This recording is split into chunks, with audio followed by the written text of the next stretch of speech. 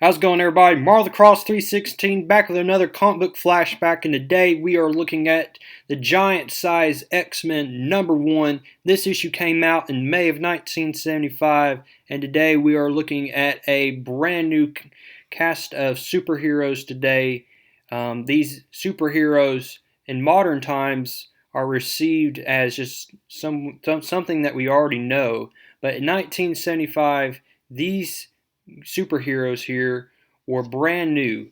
We have the introduction to Storm, we have Colossus, we have Nightcrawler, we have the first appearance of Thunderbird. This is going to be the second appearance of Wolverine. This is a classic issue that came out during that time. The X-Men comics in 1969 had failed pretty bad, and so they decided for a long time to reprint the older issues of the X-Men. But in May of 1975, they did a reboot to the X-Men, and they started it out right here in Giant Size X-Men #1. So I'm so excited today to show y'all exactly how the modern X-Men, the X-Men that most people love today, how they came to be. And so today we're going to look exactly at the story of how this X-Men team came together and what exactly happened to the older X-Men. As we see right here, we had the older X-Men team consisted of Jean Grey, who was the Marvel Girl. We have Angel, Cyclops, Beast, and Iceman. But they've all been gone missing over these years from 1969 up till 1975, and we're going to see exactly how these newer X-Men are going to save them. Okay, so the main thing we need to understand about this issue is that Professor Xavier, who is pretty much the leader of the team, and we all know who Professor Xavier is, he's going out and he's going to recruit all of these newer X-Men. So that's the main focus and big part of this issue. We're going to see exactly how Professor Xavier is going to bring all of these team members together. But before we go ahead and get started, this issue is brought to you by Len Wein, who is the writer and editor, and then we have Dave Cockrum, who is the artist of this issue. We have Glennis Wein, who is also the colorist, and now we have also John Costanza doing the lettering page. So we have to give credit where credit is due, and as always, before we get started, go ahead and give this video a big old like, because I love seeing just the feedback, and also comment down below, who is your favorite X-Men? I would love to see that. So the title of this issue is A Second Genesis. This is pretty much, if you know the word Genesis, that is a beginning, and this is the second beginning, a new beginning for the X-Men. Big classic issue right here. So we start out right here. The first recruit that Professor Xavier is going to get is none other than Nightcrawler. Nightcrawler is from this place called Winseldorf, Germany, and it looks like Nightcrawler is being pursued by a mob. This hate-filled mob is after Nightcrawler for a reason, and that only reason is because Nightcrawler, if you look at his appearance, he looks like a demon. And so all these people are trying to just find him, chase him down, and kill him. Nightcrawler, all he wants to do, as we've learned from this issue, is that he's come to Germany from this little town here to learn about his abilities to educate himself. But this crowd of people, this neighborhood of people, do not like Nightcrawler because of his appearance. So Nightcrawler actually leaps up onto these people, leaps on them, tries his best to fight them, and all of a sudden we see right here a mental word, stop. And who could have done that? Who could have freeze time? None other than Professor Xavier. So we see Professor Xavier, he encounters Nightcrawler for the first time. He offers Nightcrawler the chance to make the world better. And he gives Nightcrawler the chance and offer that he will be able to make his powers better. And so Nightcrawler, he thinks about it and he joins the team. So Nightcrawler is the first recruit. The next recruit we're going to see comes from Quebec, Canada. And if you know anything about Canada, and one of Canada's greatest superheroes that comes from that country is none other than Wolverine. Yes, we're going to see Wolverine. He's going to join this team of X-Men as well. So Professor Xavier comes to Quebec, Canada, and Wolverine is actually working for the country of Canada as a vigilante, but Professor Xavier offers him the same deal as he did Nightcrawler, and Wolverine accepts. And Professor Xavier also knows about his recent battle with the Hulk in issue number 181. And the guy that Wolverine is working for is not happy about Wolverine leaving, so that may cause some conflict in the future. We also are going to see Professor Xavier go to Nashville, Tennessee, and he recruits this guy. His name is Banshee, and he is from Scotland, so a very different character right here. One thing I love about this team of X-Men is that it brings a lot of diversity to the comics, because we also see Storm. She's from Kenya, East Africa, and so we have this whole group of X-Men here. They're from different parts of the world, but they're coming together to work as a team. And so we also see Professor Xavier come to Kenya, East Africa, and we see just a little bit of Storm's abilities. She can control the weather and the elements. She helps this tribe of people here with their crops by bringing rain. And then, of course, we have Professor Xavier recruiting none other than Storm. We also see Professor Xavier go all the way to Osaka, Japan, and now we've already seen an appearance of Sunfire here in the past. If you've read other older X-Men comics, this is not his first appearance, but he joins the team with a little bit of skepticism. We also see Professor Xavier go to Russia. So yeah, he's just going all over the world. He recruits this guy. His name is Peter, and he is known as the Colossus. And we see right here how Peter Rasputin saves his own sister from this oncoming tractor. And so Colossus, by changing his skin to steel, saves his sister, Ileana. And so we see the whole thing. Professor Xavier sees it. He recruits Colossus here, and Colossus is a little sad to leave his family behind, but his family are proud of him, and he's going to make them proud. We also see another person that Professor Xavier recruits, and that is this guy from Camp Verde, Arizona. That is John Proudstar. He is also going to be known as Thunderbird in this issue, and he pretty much has a hatred towards the white man. That's what he calls it, the white man, because of what the white man has done to the Apache tribe.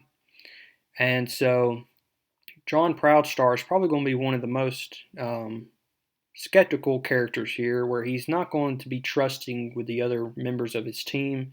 Professor Xavier has a hard time recruiting this person, but he accepts by pretty much saying, you know what, maybe I'm right. Maybe the Apache is selfish children. So that pretty much influences John Proudstar to say, you know what, I'm better than anybody. And so Professor Xavier says, well, you have a chance to prove it.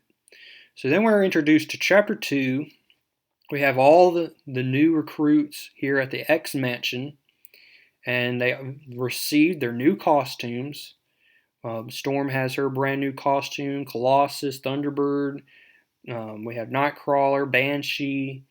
All these new recruits have joined the X-Men, and they're just astonished to see just how quickly Professor Xavier was able to form these costumes together, these bright, colorful costumes.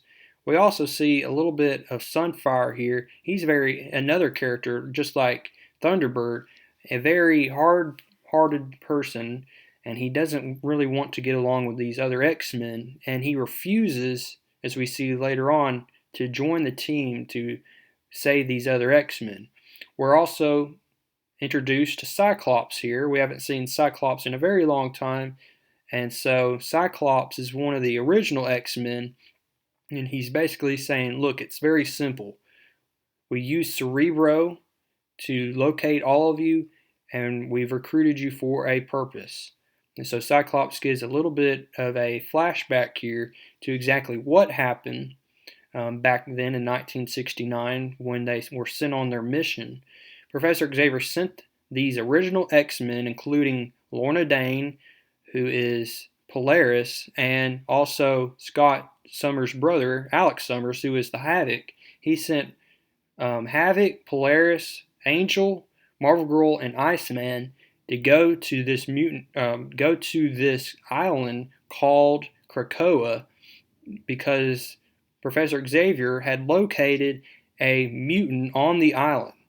And so he's afraid that if this mutant is not found, someone even more dangerous, like the Brotherhood of Evil Mutants, could find this mutant and use them for evil purposes. So he sends the original X-Men to Krakoa. They get into their jet. Everything seems to be going normal. They land on the island, but all of a sudden, as we see in a flash, we see just exactly, we don't really see what exactly happens, but the only person remaining is Cyclops. And a shocking thing that we've come to find out is Cyclops' eyes have been cured from this big flash of whatever happened. And he's just shocked to see how he's not in control of his own actions as he goes back into the Stratojet and goes back to Westchester. We have Professor Xavier, who is just shocked as heck, like, what are you doing back? Why are the other X-Men not with you, and why are you not helping them? But then we see Cyclops' eyes start to generate the energy beams again, so he has to close his eyes. Professor Xavier modifies one of his original visors so that he can keep his eye beams inside so he doesn't cause a lot of damage. So that's pretty much, that is Cyclops' little summary there of exactly what happened. And we have a little bit of controversy here with Sunfire not wanting to go, Cyclops not having it. Then we also see Sunfire finally catches up with the rest of the team. He changes his mind. And here we go with Chapter 3, The Assault Force. And so now we have the new team of X-Men coming to the island of Krakoa. And Cyclops, he basically forms 4 groups of people. We have Cyclops and Thunderbird joining together. We have Storm and Colossus, Wolverine and Banshee, and then Nightcrawler and Sunfire. All of these teams are going to split up to figure out exactly what happened to these original X-Men. And what we're going to find out as he lands the jet is that these X-Men, all these teams of X-Men, are going to be attacked by different parts of the island. So Cyclops and we see John Proudstar, who's Thunderbird, they're going to be attacked by this living tree. And one thing we need to understand is that there is a temple on the island, and that's where the original X-Men are located. But they have to get through all these obstacles before they can get to the temple. We see Wolverine and Banshee here. They're attacked by these giant lobsters, as it looks like. Just some great artwork right here, as you can tell. And I would say this is a pretty good story. We see Storm and Colossus. They have to fight a living avalanche. And then we also see Nightcrawler and Sunfire here. They fight a flock of birds in the air. I mean, what is going on here? Why does it seem like the island is attacking the X-Men? We're going to really find out here in just a few minutes here exactly why all these strange things seem to be happening. And then we come to find out, we see all the X-Men, they finally return together. They crash into this temple, and they come to find out that the X-Men, the original X-Men, they look like something is feeding off of their energies. So Cyclops, like, what are you waiting for? We got to save these guys. We got to get these things off of them. So that's exactly what they do. They release the original X-Men from their prisons. But then all of a sudden, it looks like the temple comes right down around their ears. They finally escape from the falling temple. And then all of a sudden, we see angels. And he's like, what are you doing back here? Don't you understand that this is a trap and that this island is a mutant? That this entire time we've been looking for a mutant, but the island of Krakoa is the mutant. So we're going to see 13 X-Men here. They're going to be joined together. They got to fight against this living island who is a mutant, Krakoa. So can they stop this living island? Let's go ahead and just look on here as we go to chapter 4. And so how in the world are the X-Men going to fight against this living island? And so with a little bit of help from Professor X, we're going to see exactly how the X-Men are going to defeat the island of Krakoa. We've come to find out all along that Krakoa had sent Cyclops to recruit other mutants so that he could also feed on their energy. So he had used Cyclops as pretty much a ploy here, as well as Professor Xavier, by sending a message to Professor Xavier's mind here.